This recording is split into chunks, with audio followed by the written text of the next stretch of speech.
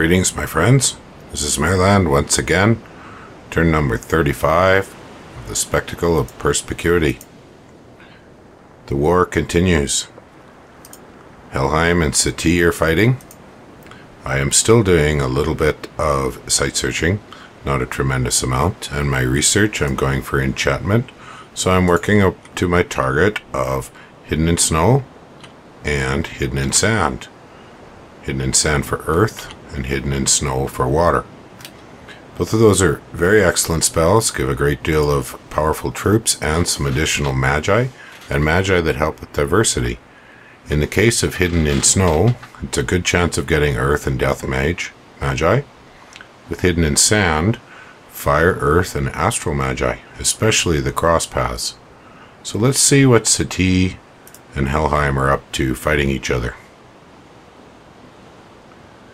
That's a large army. Helheim has brought out the big guns. He's got hidden in sand. And here we go, look at that. A flying ship. So he's already got artifacts. Boy, that puts a bit of a kink into things. He can move some major armies around. The flying ship can take along as many troops as your commander that's carrying it can have with him at a range of 3 flying. So, wow. That's early and a bit of a shock. He's also got a mix. This is kind of a tricky way to do things. He's got Dust Warriors from Hidden in Sand with their heat auras. And he's got Unfrozen from Hidden in Snow with their chill auras. You definitely don't want the two to be near each other, and you have to balance which ones are affecting what opponents. Similarly, he's got Vampires already. Wow, what a nasty combination. His research is making a huge difference. He's got such a lead. And a Hangedrot, a very good one. Looks like probably another, no, that's a Dis. So one of his basic magi. Back here in the back, he's brought out some Vanjarls. And looks like, yep, a Svartalf. So he's going to buff with some earth, buff with some, looks like death and earth here. So let's see what things he's trying out. However, something to note, he's only fighting a few ghouls here. So chances are the artificial intelligence for spellcasting is not going to bother using up gems.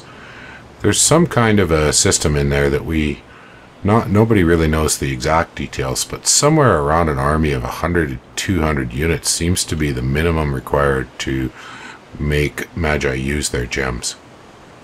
I'm going to speed this up. I don't think there's a whole heck of a lot to see here, because it's going to be over faster than you can say boo. Yeah, that's pretty much it. They're going to run away and that'll be it. So, big army, something very much to watch out for, and let's see where it is. It's hanging out here in this fort. Alright. Other fights.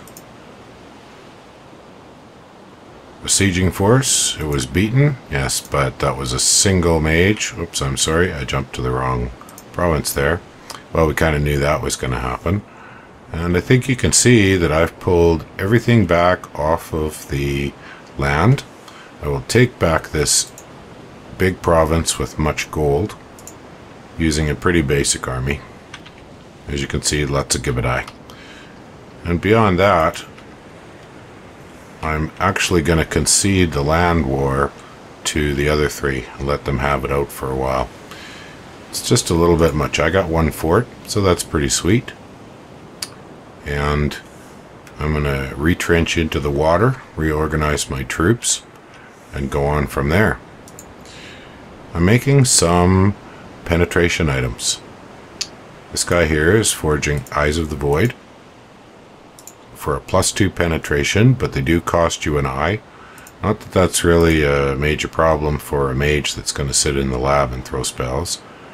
I'm making a Ring of Sorcery, another Eye of the Void, and I know that I've also got some very helpful spell foci being done. So the combination on, let's take a look at, say, a Mind Lord with 3 miscellaneous slots gives me +3 penetration, plus any bonus for his additional astral levels.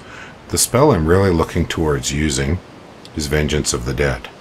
So let's grab a fellow here that should be able to cast it. This fellow here, if I've got it. Okay, Vengeance of the Dead. it's only useful to take out heroes that are in the Hall of Fame. But the advantage is it doesn't have any risk for the caster. Mindhunt is an extremely powerful astral spell for remote assassination, but if someone has an astral mage in that province, you'll end up with a feeble-minded caster. So I'm preparing. You can take a look at the statistics. You can see on the Hall of Fame here, there's quite a few Helheim troops in the Hall of Fame. Bodvar, Hermod, he lost one on Jutmund. So all of those guys are prime targets, if you can find them, for using Vengeance of the Dead. So I'm getting ready for starting to do some remote work rather than everything being go, go, go, I'm going to fight them on land. And once again, I'm going to try to take out these Krakens. This time I got a little bit more serious. A much larger selection of Gibidai, 2 mages, and a much more substantial group of Polypel spawn. Actually, I believe if we use the Y key, very handy for checking who's moving. So we've got a few slave guardians and a big crowd, plus some blessing coming from the priests. So we should have it this turn. So all told, in the war so far, I'm going to gain 1 fort and 1 underwater province. Sati basically had to concede that underwater province. He has no way of really holding it. So I think that's satisfactory for the time being for my war results. Later on, we'll see if we go further. I know I did some recruitment. You can see though that my gold situation is pretty tight. I really want to get that big farm here back. Once I have that big farm back, that will help with my gold. I'm still continuing overtaxing. A little bit on the heavy side here, but it's working all right. Working on my research. And beyond that, my game is fundamentally one of waiting until the opportunity arrives. Now, outside of the game that we're looking at, Helheim made some approaches to me about peace. And I agreed that I would keep this fort, and beyond that, leave them alone to fight the other 2. They probably don't like that, but they don't actually know at this point in the game.